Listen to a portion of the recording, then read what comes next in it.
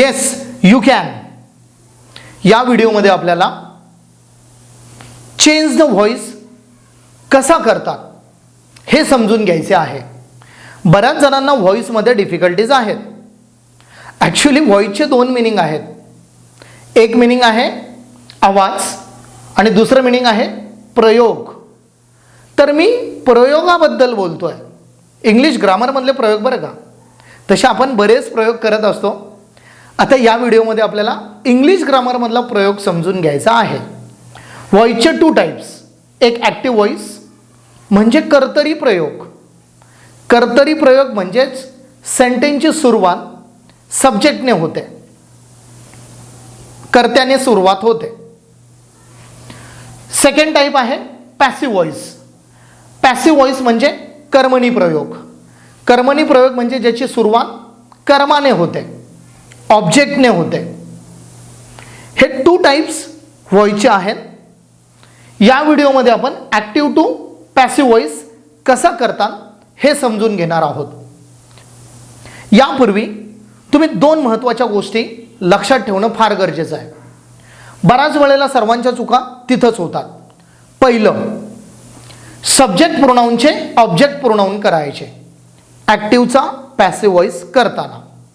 म्हणजे काय, आय असेल तर त्याचं मी होईल, वीचं अस, यूचं यू, हिचं हिम, शीचं हर, इटचं इट, देचं देम. म्हणजे सब्जेक्ट प्रोनाऊन जे आहेत त्याचे ऑब्जेक्ट प्रोनाऊन होतील. हे पहिलं तुम्ही लक्षात ठेवायचं आहे. सेकंड इम्पॉर्टंट थिंग, प्रत्येक व्हर्बची 3 रूपं तुमच्या लक्षात असली पाहिजे. म्हणजेच प्रत्येक व्हर्बचं पास्ट पार्टिसिपल काय आहे हे तुमच्या लक्षात पाहिजे.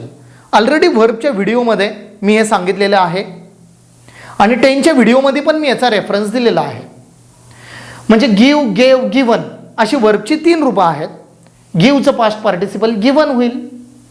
टेक, टूक, टेकन, टेकचं पास्ट पार्टिसिपल टेकन.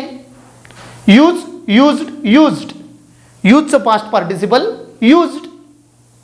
हे जर सगळं तुम्हाला माहीत असेल, या दोन गोष्टी जर तुम्हाला माहीत असतील तर चेंज द व्हॉइस तुम्हाला फार इझी जाईल. आपण रूल फर्स्ट पाहूया. रूल फर्स्ट आहे if there is simple present tense. म्हणजे वाक्यात जर प्रेझेंट टेन्स असेल तर. आता 10च्या व्हिडिओमध्ये सिंपल प्रेझेंट टेन्स बद्दल मी बोललेलो आहे. मग सिंपल प्रेझेंट टेन्स असेल तर फॉर्म्युला लक्षात ठेवायचा तुम्ही.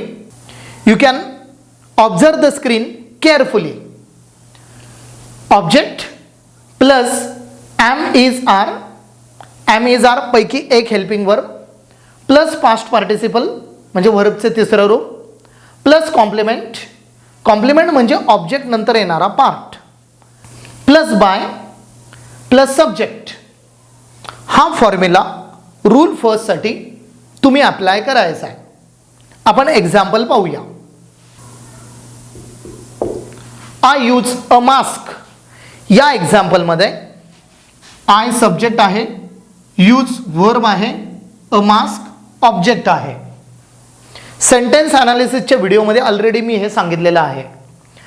या एक्झाम्पलमध्ये यूज हे वर्ब आहे आणि व्हर्बचं फर्स्ट फॉर्म आहे आणि फर्स्ट फॉर्म आहे, that's why it is simple present tense. मग पहिल्यांदा ॲक्टिव्हचा पॅसिव्ह व्हॉइस करताना टेन्स आयडेंटिफाय करायचा वर्बवरून. फर्स्ट फॉर्म आहे, that's why simple present tense. मग सिंपल प्रेझेंट टेन्स असेल तर आता आपल्याला पॅसिव्ह व्हॉइस करायचा आहे. पॅसिव्ह व्हॉइस करायचा म्हणजे हा फॉर्म्युला आता इथं आपल्याला अप्लाय करायचा. ऑब्जेक्ट सुरुवातीला येईल. या एक्झाम्पलमध्ये अ मास्क हे ऑब्जेक्ट आहे, ते सुरुवातीला लिहायचे. त्यानंतर एम इज आर पैकी एक हेल्पिंग वर्ब घ्यायचे. एम इज आर पैकी अ मास्क नंतर इजच येईल कारण एक वचन आहे म्हणून इज. आय असतं तर एम, अनेक वचन असतं तर आर. त्यानंतर फॉर्म्युलानुसार पास्ट पार्टिसिपल.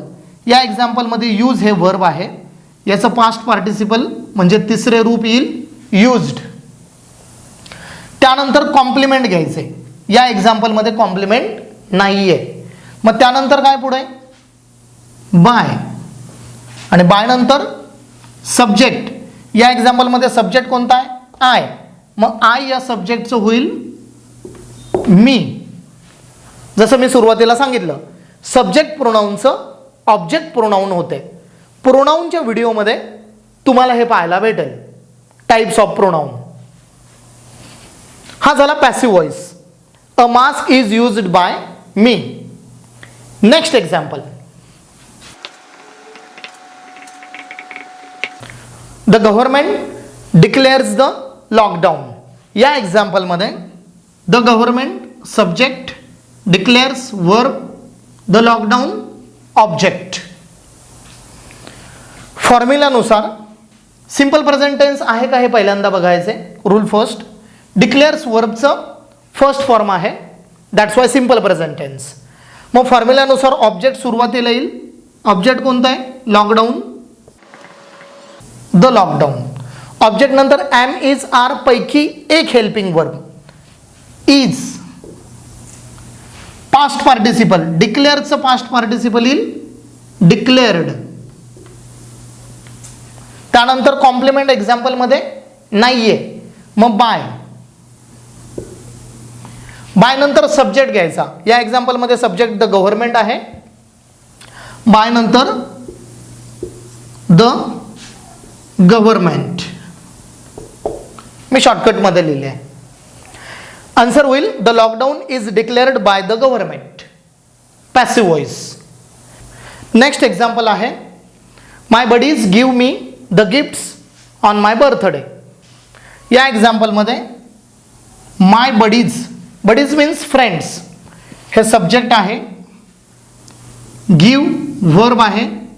मी ऑब्जेक्ट 1 आणि द गिफ्ट्स ऑब्जेक्ट 2. इथं 2 ऑब्जेक्ट आहे. ऑन माय बर्थडे हे वाक्यातील कॉम्प्लिमेंट आहे. आता तुम्ही म्हणाल की कॉम्प्लिमेंट ऑब्जेक्ट हे कसं ओळखलं? तर सुरुवातीला सब्जेक्ट असतो, सब्जेक्ट नंतर व्हर्बच येते, व्हर्ब नंतर ऑब्जेक्टच येते. ॲक्टिव्हचा पॅसिव्ह व्हॉइस करतानाचं मी बोलतोय, आणि ऑब्जेक्ट नंतर कॉम्प्लिमेंट येते. प्रॉबेबली जे प्रेपोजिशन असते त्यानंतरचा पार्ट किंवा ऑब्जेक्ट नंतरचा वाक्यातील जो पार्ट असतो तो कॉम्प्लिमेंट असतो. आता रूलनुसार पॅसिव्ह व्हॉइस करताना आपण पहिल्यांदा ऑब्जेक्ट 1 घेऊन एक्झाम्पल सॉल्व करूया. मी चं सुरुवातीला आल्यानंतर आय होईल सब्जेक्ट प्रोनाऊन. आय नंतर एम इज आर पैकी एक एम. गिव्ह चं पास्ट पार्टिसिपल होईल गिवन. तुम्ही फॉर्म्युला ऑब्झर्व करा, त्यानुसार आपण स्टेप्स फॉलो करतोय. त्यानंतर येईल कॉम्प्लिमेंट. आता कॉम्प्लिमेंट घेण्यापूर्वी ऑलरेडी इथं ऑब्जेक्ट्स आहे. I am given the gifts हे आधी घ्यावे लागेल आपल्याला. त्यानंतर ऑन माय बर्थडे हे कॉम्प्लिमेंट घ्यावे लागेल. On my birthday. त्यानंतर रूलनुसार बाय आणि सब्जेक्ट माय बडीज. आन्सर होईल I am given the gifts on my birthday by my buddies. आता दुसऱ्या प्रकारे पण याचा आन्सर होईल, म्हणजे आपण ऑब्जेक्ट 1 घेऊन हे उत्तर लिहिले. आता ऑब्जेक्ट 2 घेऊन पण आपण सेम एक्झाम्पल सॉल्व करू शकतो. ऑर सेम एक्झाम्पल दुसऱ्या प्रकारे. द गिफ्ट्स हे ऑब्जेक्ट सुरुवातीला येईल, द गिफ्ट्स. त्यानंतर एम इज आर पैकी एक आर, कारण अनेक गिफ्ट्स आहेत आता, दॅट्स वाय आर. त्यानंतर पास्ट पार्टिसिपल येईल गिवन. त्यानंतर मी हे ऑब्जेक्ट येईल, टू मी येईल. त्यानंतर कॉम्प्लिमेंट रूलनुसार ऑन माय बर्थडे बाय आणि सब्जेक्ट बर्थडे आणि बाय नंतर subject my buddies. Second answer येईल the gifts are given to me on my birthday by my buddies. Next example, Sophie enjoys the meal without paying the bill. या एक्झाम्पलमध्ये Sophie subject होईल, enjoys verb होईल, the meal object आणि without paying the bill is complement. जसं मी तुम्हाला सांगितलं की कॉम्प्लिमेंट हे प्रेपोजिशन नंतर किंवा ऑब्जेक्ट नंतर येते. Without is preposition. आता रूल फर्स्ट नुसार आपण सेम एक्झाम्पल सॉल्व करूया. याचा पॅसिव व्हॉइस करताना ऑब्जेक्ट वाक्याच्या सुरुवातीला या एक्झाम्पलमध्ये ऑब्जेक्ट आहे द मिल, त्यानंतर एम इज आर पैकी इज कारण प्रेझेंट टेन्स आहे आणि नंतर पास्ट पार्टिसिपल घ्यायचं, व्हर्बचं पास्ट पार्टिसिपल. एन्जॉयचं पास्ट पार्टिसिपल येईल एन्जॉईड, कॉम्प्लिमेंट येईल त्यानंतर the meal is enjoyed without paying the bill, त्यानंतर येईल बाय फॉर्म्युल्यानुसार आणि बाय नंतर येईल subject Sophie. Sophie it's a name. Answer येईल the meal is enjoyed without paying the bill by Sophie. Sophie is a name of a person. Second rule आहे if there is past tense. म्हणजे आता पहिल्या याच्यात simple present tense पाहिला, rule सेकंडमध्ये past tense पाहायचा आहे. पास्ट टेन्स जर असेल तर फॉर्म्युला लक्षात ठेवायचा आहे object plus was or were म्हणजे दोघांपैकी एक प्लस पास्ट पार्टिसिपल म्हणजे व्हर्बचे तिसरे स्वरूप प्लस कॉम्प्लिमेंट म्हणजे वाक्यातला इतर भाग plus by plus subject. This is the second rule. पहिल्या रूलमध्ये आणि या रूलमध्ये एकच फरक आहे फक्त. पहिल्या रूलमध्ये प्रेझेंट टेन्स होता म्हणून एम इज आर वापरलं. सेकंड रूलमध्ये पास्ट टेन्स असेल तर वॉज वेअर वापरायचं. बाकी सगळा जो काही फॉर्म्युला आहे तो सेमच आहे. आपण एक्झाम्पल पाहूया. First example the doctors treated the patients sympathetically. या एक्झाम्पलमध्ये सब्जेक्ट आहे the doctors, treated verb, the patients object आणि sympathetically it's complement. You know it, it's an adverb and that's why it is complement. Object नंतरचा part. या एक्झाम्पलमध्ये rule second apply होतोय का हे आपल्याला चेक करायचं आहे. वर्ब आहे ट्रीटेड, वर्बचं सेकंड फॉर्म आहे, सेकंड फॉर्म आहे दॅट्स वाय पास्ट टेन्स. आता पास्ट टेन्स आहे आणि म्हणून आपल्याला हा फॉर्म्युला इथे अप्लाय करायचा आहे. या ॲक्टिव्ह व्हॉइसचं आता आपण पॅसिव्ह व्हॉइस करूया.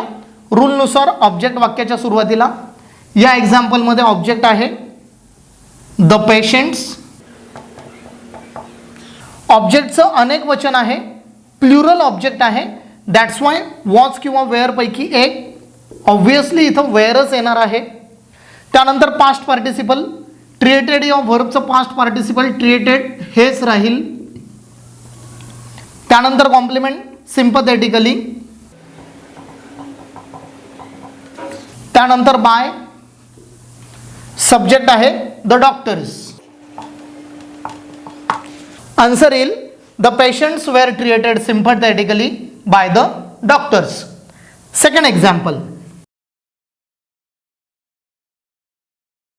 सेकंड एक्झाम्पल आहे I invited him for my birthday.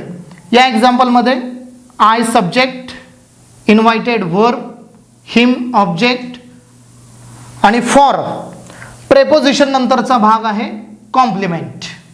Object किंवा प्रेपोजिशन नंतर कॉम्प्लिमेंट येते. याचा पॅसिव्ह व्हॉइस करताना पहिल्यांदा चेक करायचे रूल सेकंड या ठिकाणी अप्लाय होतो का. What is rule second? If there is simple past tense. या एक्झाम्पलमध्ये पास्ट टेन्सच आहे बिकॉज इन्व्हायटेड हे second form of main verb आहे. मग आता रूलनुसार ऑब्जेक्ट वाक्याच्या सुरुवातीला, हिम हे वाक्याच्या सुरुवातीला येईल. हिम हे ऑब्जेक्ट प्रोनाऊन आहे ते सुरुवातीला आल्यावर सब्जेक्ट प्रोनाऊन होईल. मग हिम हे ऑब्जेक्ट सुरुवातीला, त्यानंतर वॉज और वेअर पैकी एक, वॉज त्यानंतर पास्ट पार्टिसिपल इन्व्हायटेड आहे तेच राहील. Complement for my birthday by, आणि बाय नंतर सब्जेक्ट येईल.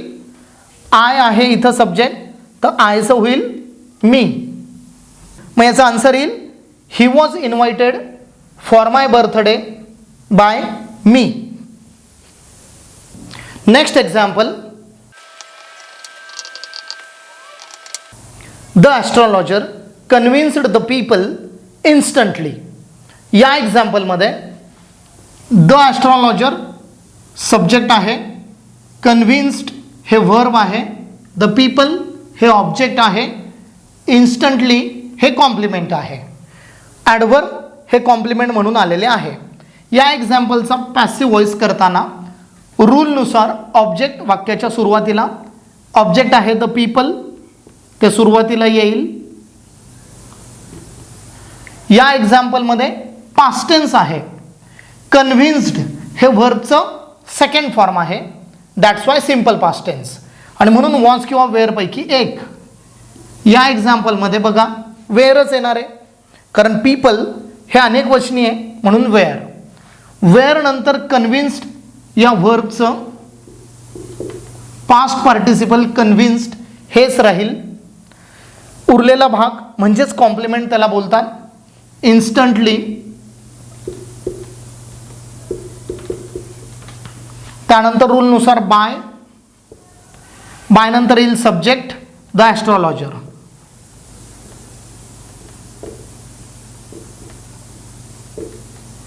आन्सर होईल the people were convinced instantly by the astrologer. Next example,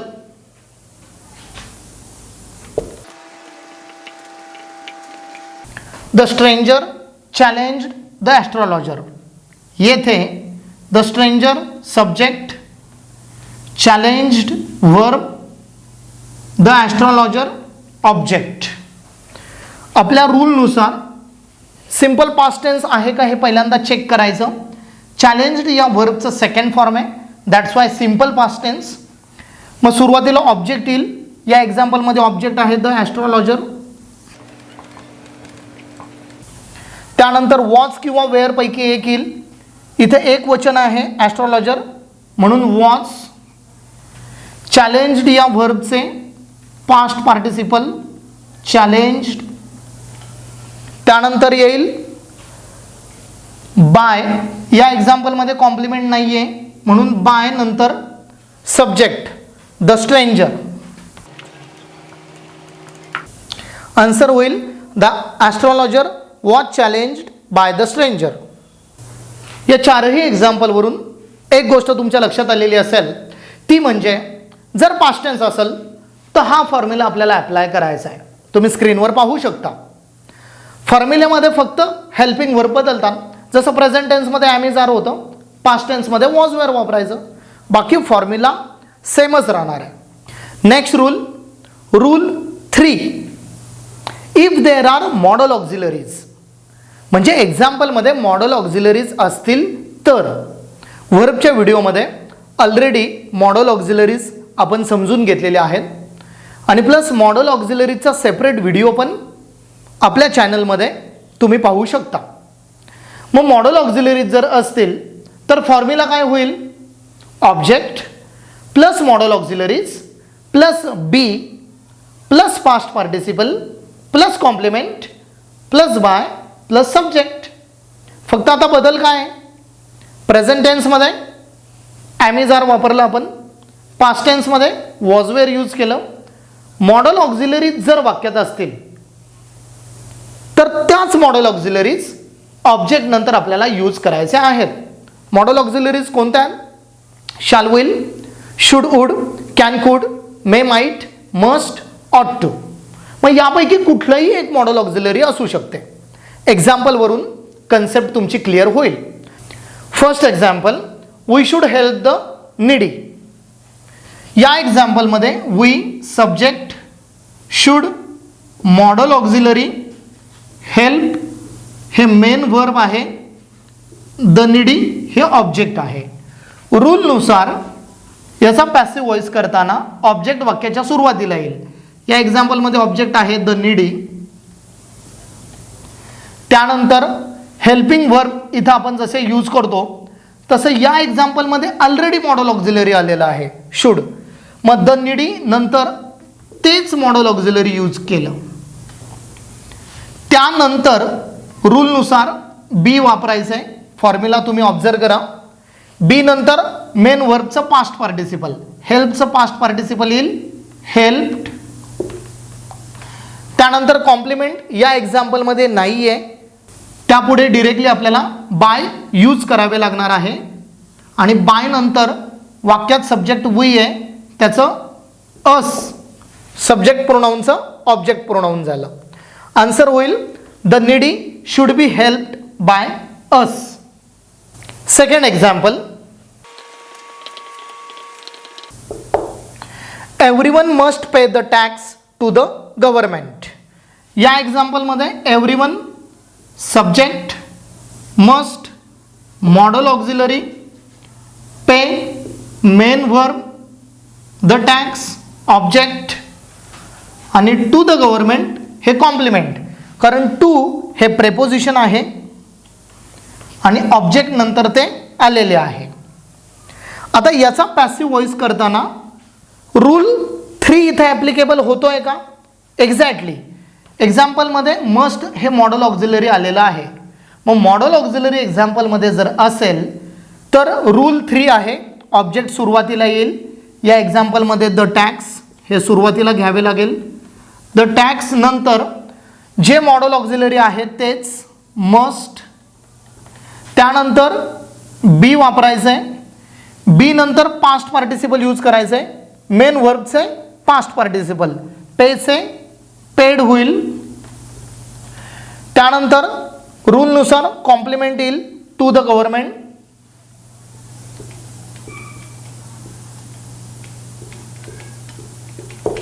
त्यानंतर बाय आणि सब्जेक्ट, बाय एव्हरीवन. आन्सर होईल the tax must be paid to the government by everyone. Next example, my mom will prepare the sweets in Diwali. या एक्झाम्पलमध्ये my mom subject, will modal auxiliary, prepare हे main verb झालं, the sweets object आणि in Diwali हे complement आहे. कारण in हे preposition आले आणि ते ऑब्जेक्ट नंतरच येते. याचा पॅसिव्ह व्हॉइस करताना ऑब्जेक्ट वाक्याच्या सुरुवातीला येईल द स्वीट्स, ऑब्जेक्ट नंतर मॉडल ऑक्झिलरी यूज करायचं. म्हणजे एक्झाम्पलमध्ये जर मॉडल ऑक्झिलरी असेल तर तेच यूज करायचं. द स्वीट्स विल रूलनुसार त्यानंतर येते बी आणि मॉडल ऑक्झिलरी नंतर जे मेन वर्ब आहे त्या मेन वर्बचे पास्ट पार्टिसिपल यूज करायचं, प्रिपेअर्ड. त्यानंतर रूलनुसार complement in Diwali.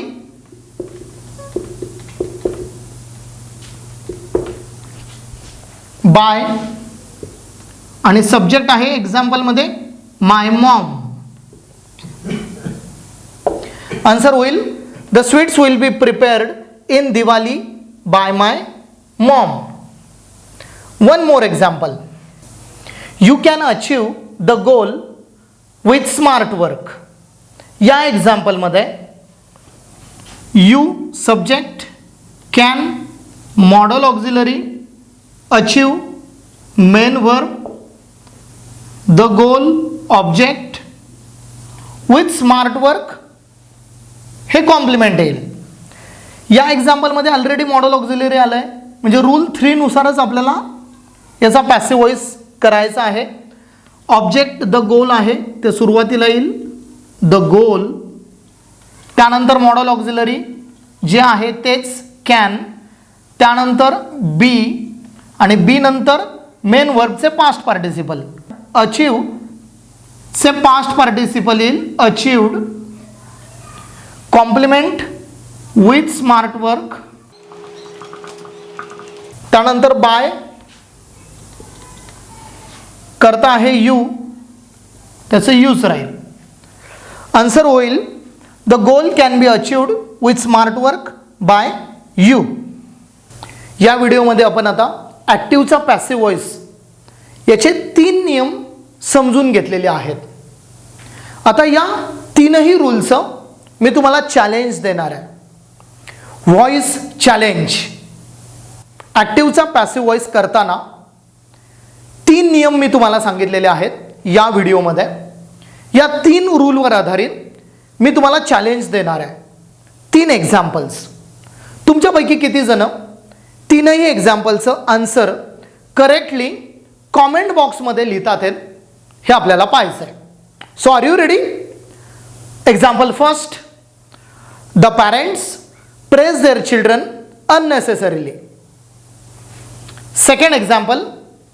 Socrates preached the logic in Athens. And third example, the college may postpone the exam. या 3 एक्झाम्पलचे आन्सर्स तुम्हाला कॉमेंट बॉक्समध्ये लिहायचे आहेत. नेक्स्ट व्हिडिओमध्ये आपण नेक्स्ट रूल्स पाहणार आहोत ॲक्टिव्ह टू पॅसिव्हचे. पुन्हा भेटूया नेक्स्ट व्हिडिओमध्ये.